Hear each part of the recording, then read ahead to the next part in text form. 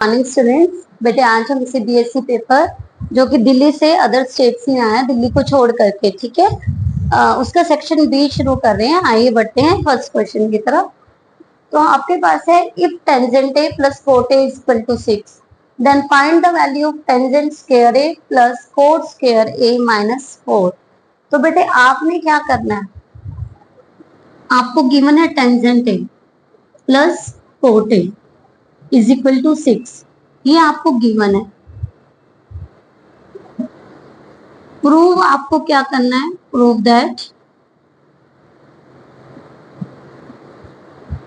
Tangent square A plus cot square A minus 4 की आपने value को बताना है, ठीक है।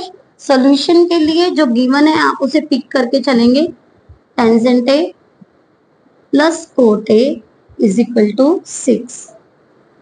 तो अब हम क्या करेंगे, squaring both side, squaring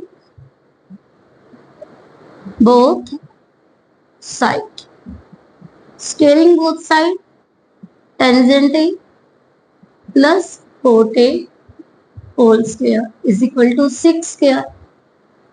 okay, तो आपने यहाँ पे a plus B whole square formula apply करना है। a square plus B square plus 2ab is equal to 36। Tangent square A plus cot square A plus 2 tangent A, cot के place पर हम लिखेंगे 1 by tangent A is equal to 36। Tangent square A plus cot square A plus 2 is equal to 36। Tangent square A plus cot square A is equal to 36 minus 2। Tangent square A plus cot square A is equal to 34।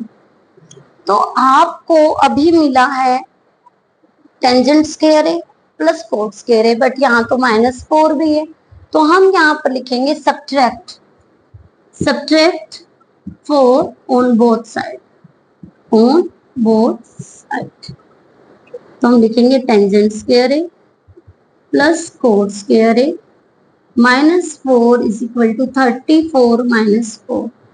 तो tangent square A plus cot square A -4 is equal to 30। तो बेटे आपको जो answer मिलेगा इसकी value आपको कितनी मिलेगी बेटा जी, 30, ठीक है। आइए बढ़ते हैं सेकंड क्वेश्चन की तरफ। हाँ जी बेटा, बढ़ते हैं सेकंड क्वेश्चन की तरफ। Find the value of k so that the quadratic equation this has real and equal roots। First है आपका, आपने फाइंड द वैल्यू ऑफ के फाइंड आउट करनी है जब आपके पास रूट्स क्या है, रियल एंड इक्वल। तो आइए, आपको इस क्वाड्रेटिक पॉलिनोमियल है 4x² प्लस kx प्लस 1। आप d फाइंड आउट करेंगे, b² माइनस 4ac। a आपके पास है 4, b आपके पास है k और c आपके पास है 1। तो b k² माइनस 4, a क्या है 4 एंड c क्या है 1। तो k² माइनस 4 4 जा 16। आपके पास है रियल एंड इक्वल रूट्स, तो फॉर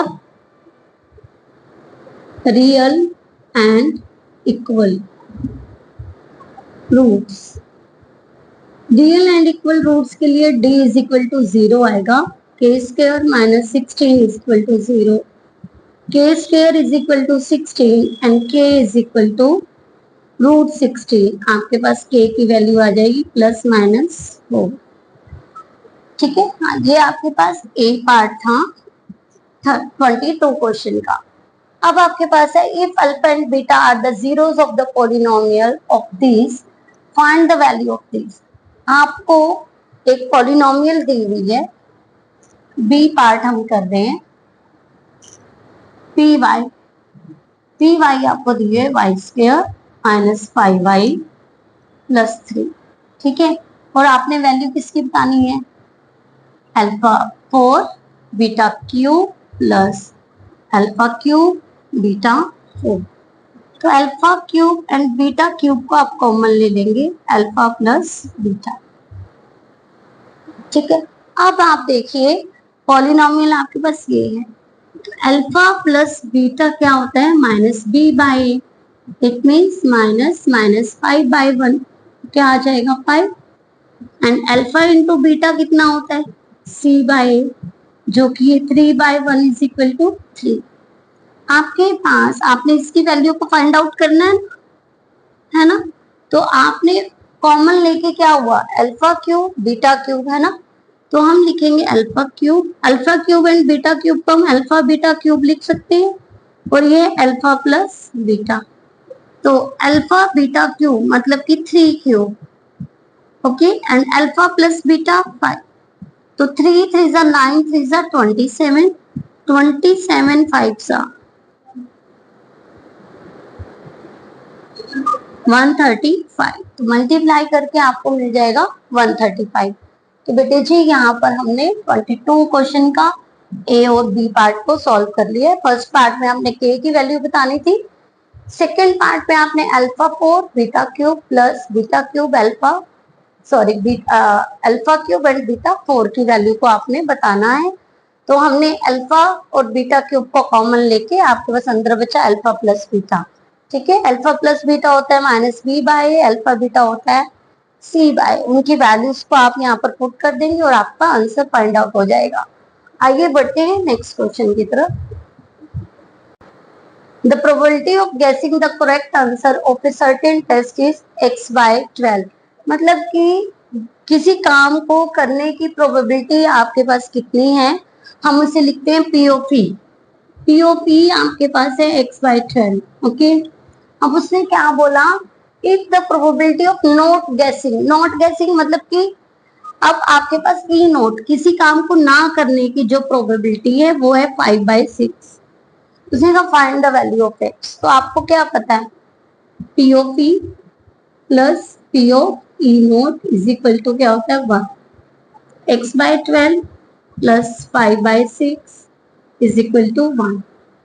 12 आपने क्या ले लिया, एलसीएम ले लिया, तो x प्लस 6 2 12, 5 2 10, तो x plus 10 is equal to 12 1 12, and x is equal to 12 minus 10, x is equal to 2। तो आपके पास आंसर क्या आ जाएगा, x इज इक्वल टू 2। आइए बढ़ते हैं 24th क्वेश्चन की तरफ। ठीक है, ये आपका 23rd क्वेश्चन था। हाँ जी स्टूडेंट, देखते हैं 24th क्वेश्चन की तरफ। Prove that the tangents drawn at the end of a diameter of a circle are parallel। तो बेटे इसमें हमें क्या करना है कि एक दो टेंजेंट्स हैं जो कि डायामीटर के एंड पर खींची हुई है। ठीक है, ऐसे एक L है और एक M है। ठीक है, ये आपके पास ए बी एक डायामीटर है। ठीक है, तो यहाँ पर आप फिगर में एंगल 1 ले लीजिए और यहाँ पर एंगल 2 ले लीजिए। आपने प्रूव क्या करना है, prove that L parallel M। Solution की तरफ हम जाएंगे, हम लिखेंगे angle 1 is equal to angle 2 is equal to 90 degree, और रीजन रहेगा पॉइंट ऑफ कॉन्टेक्ट।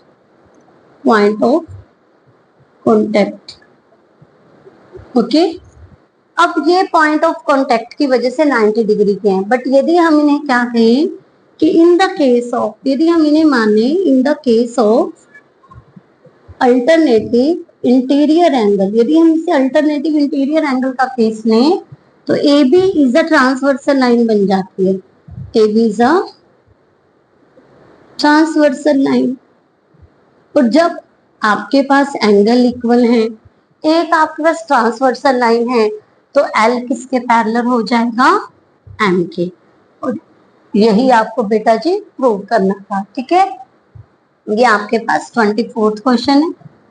25th की तरफ बढ़ते हैं। 25th के पास आपके पास ए पार्ट है, find smallest number which is divisible by both 644 and 462। जब भी आपके पास आए कि स्मॉलेस्ट नंबर बताइए, ठीक है ना, तो अब आप क्या फाइंड आउट करते हैं, एलसीएम। तो हमने यहाँ पर एलसीएम फाइंड आउट करना है 644 का एंड 462 का। तो आपने निकालना है एलसीएम। एलसीएम के लिए हम 644 के हम प्राइम फैक्टर करेंगे, ऐसे 462 के प्राइम फैक्टर करेंगे। प्राइम फैक्टर ऑफ 644 एंड 462 आपके पास आ गए हैं। इनमें से जो कॉमन है उसको आपने वन टाइम लिखना है और जो बच जाएंगे उनको सबको लिख करके मल्टीप्लाई करना है और ये आपका लिस्ट नंबर आ जाएगा, है ना। सिंगल बोलता था ना, फाइंड द स्मॉलेस्ट नंबर। जब भी लिस्ट नंबर आए, स्मॉलेस्ट नंबर आए, तब आप क्या फाइंड आउट करते हैं, एलसीएम। और जब हाईएस्ट ग्रेटेस्ट वहां पर लिखा हो तब हम एचसीएफ फाइंड करते हैं, ठीक है। आइए इसके बी पार्ट की तरफ। Two numbers are in the ratio, दो नंबर इस रेशियो में है। Their HCF is this, find the LCM of these number. तो देखिए, let first number equal to 4x, second number ये आपका 25 का बी पार्ट है, सेकेंड नंबर 5x। तो HCF of 4x and 5x आपके पास कितना है, 11। ओके, उसने कहा फाइंड द एलसीएम। तो बेटे जी यहाँ पर जरा ध्यान दीजिए कि HCF क्या होता है, जो दोनों में कॉमन होता है। आइए जरा हम करके देखें। 4x का आया 2 मल्टीप्लाई x एंड 5x का आया 5 मल्टीप्लाई 1 मल्टीप्लाई x। तो दोनों में कॉमन क्या है, x। इट मीन्स x क्या है, 11, है ना। तो हम कंपैरिजन जब करते हैं तो आपको क्या मिलता है, बाय कंपैरिजन